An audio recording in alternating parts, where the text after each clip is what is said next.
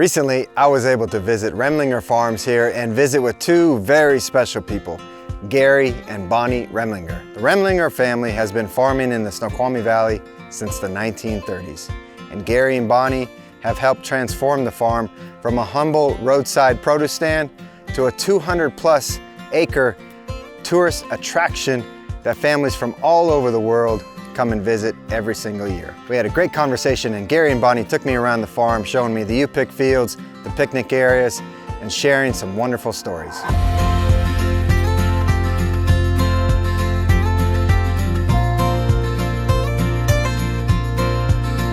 Okay, we're at one of our picnic sites right now.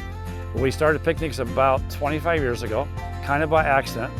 And all that, Bonnie tell the little story how we accidentally got into it with a friend that did want us to do a favor for him, right? Yes, he was producing the events magazine for Seattle.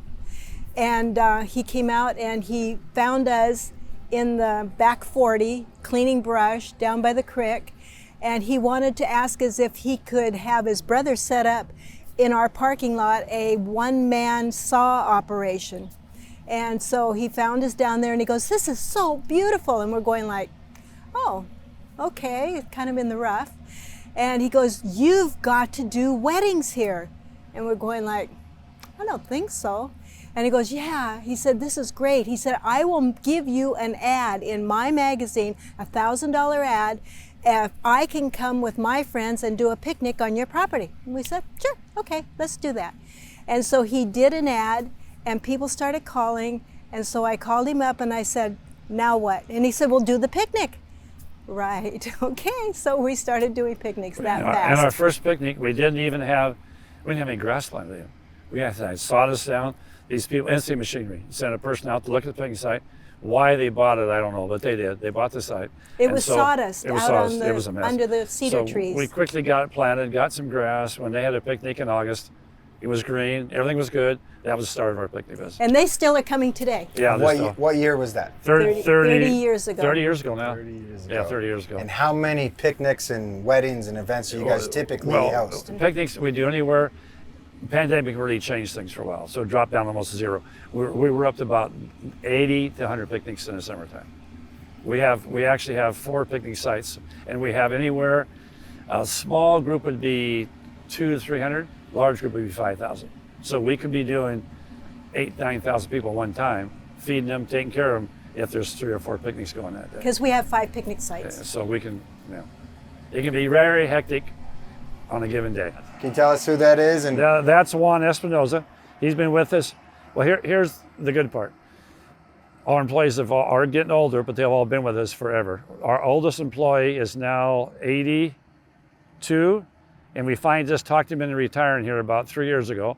He still lives on the farm. He has been working with us for 49 years. Wow. So anyhow, but Juan's been with us for what, And 30 years? Juan is his nephew. We've got his 4 Yeah. sons and his nephews and his wife's nephews and nieces and their brothers and sisters. Everybody's related. Cousins, brothers, sisters, whatever. So we're really fortunate that way. being a family business yourself and then having multi-generational employees, what does that mean to you guys? It's very heartwarming. Most of them live on a farm. We have housing for most everybody, and we're family. I mean, we go to their weddings, parties, they go to ours. It's like it's one big family. So that's what's fun about it. That, honestly, that's the only reason me and Bonnie are still active, because we enjoy all the people, and we enjoy doing it and working with them. Otherwise, you know, at 77, I should be retired, right?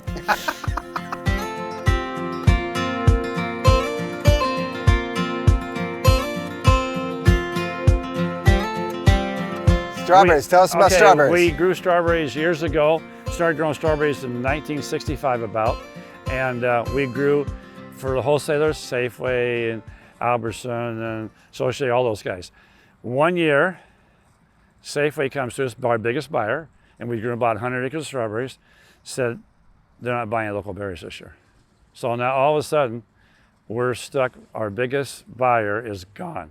So we have 100 acres of strawberries. Yeah, so we decided, what are we going to do now? 2 weeks. So what we used to always do is, at the end of the season, let people in to kind of glean the field. Those days charged 10 cents a pound, okay? So we decided, let's change that. Let's charge a little bit more. let the people in the very start of the season. We did that and never looked back. And in a few years, we weren't even doing any fresh market berries. All you pick, a little bit of cannery berries, but it was the great days were started. So strawberries are super good to us for a lot of years, and still are. We don't grow near as many acres now. We only grow about 20 acres now compared to 100 all the time before.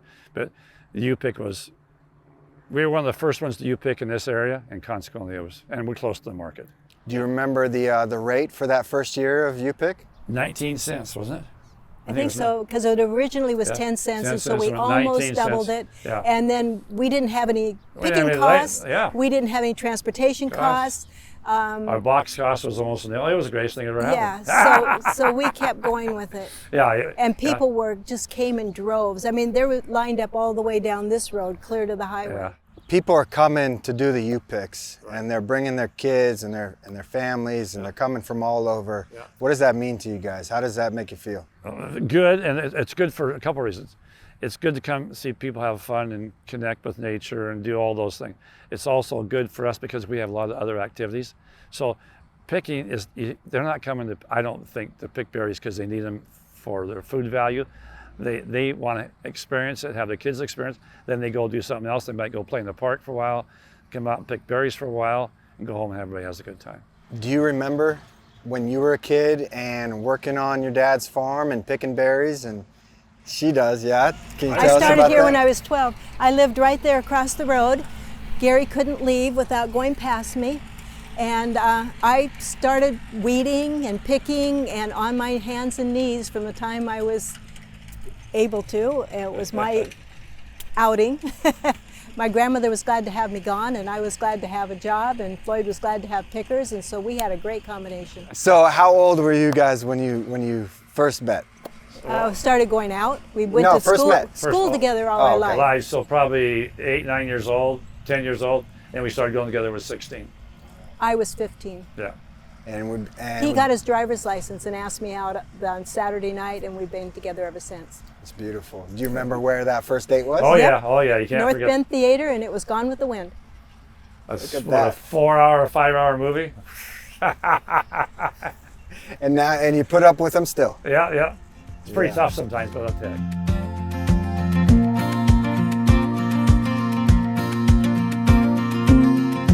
How many ponies you got? We've got 15 ponies, and I've got 3 big horses, just because we've had them for so long, and 2 donkeys.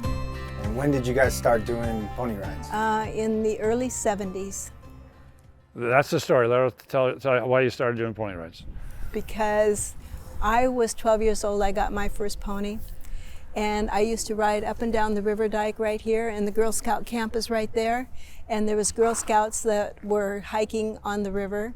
And when I rode by on my pony, they all came off of the river and started yelling, "Can I pet your cow?" And I'm going like, I don't ride a cow. And then through the years, as I got a little bit more understanding and maturity, I realized that these kids from Seattle had never been over the floating bridge before, and they really didn't know the difference between a horse and a cow.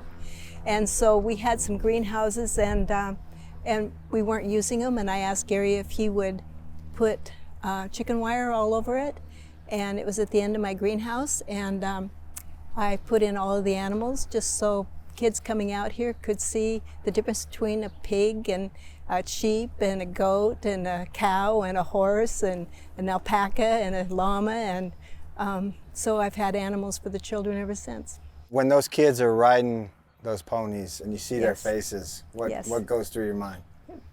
I'm giving them a gift that not everybody has a pasture or a grandpa or a grandma that they can go visit and ride a pony themselves, and I'm giving them that real experience, and I love it.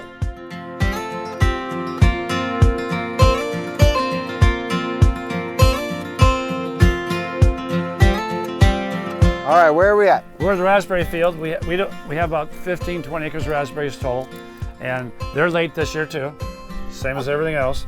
Well, they're starting. I think they're going to start blooming pretty soon. Yeah, just looking. Those buds on, see them? Yeah. They're just coming. Yeah, I would say that the blooms are ready to pop open, but I would say we're going to have strawberries and raspberries the same Together, time we this probably year. will have this year. Usually we don't. You sometimes overlap a week. This year, probably more than that. Yeah. We love the raspberry picking. Yeah, it's easy. You don't have to bend over. Yeah.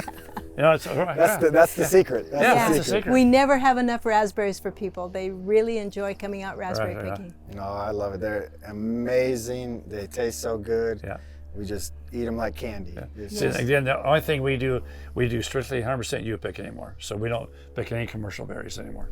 And about that experience, what do you think that's all about? I mean, really deep down. I think people want to connect with the farm a little bit because most people have no idea how a farm really operates anymore. Most of them are at least one generation, if not two generations away from farm, or maybe three.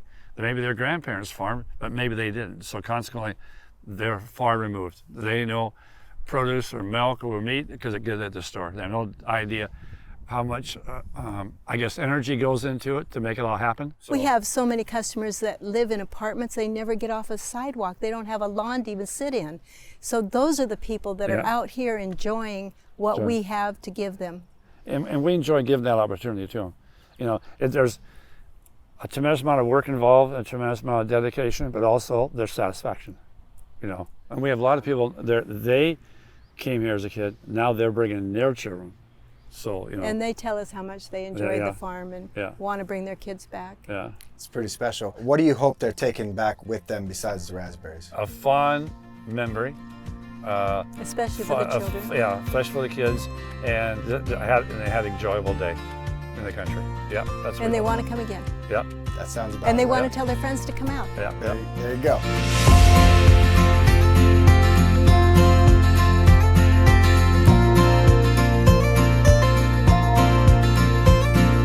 I had a great time visiting with Gary and Bonnie as they took me around Remlinger Farms, and I hope you enjoyed this behind the scenes look at this amazing place here in Carnation, Washington. This is only part one of our series with them, so we got part two. Make sure to watch that video. You can find all the information about Remlinger Farms linked below in this video. And you know, the Snoqualmie Valley is filled with amazing people, and I love sharing their stories with you, so I hope you enjoyed this video. Make sure to watch video number 2. I'm Brian Davis. I'll see you in the valley.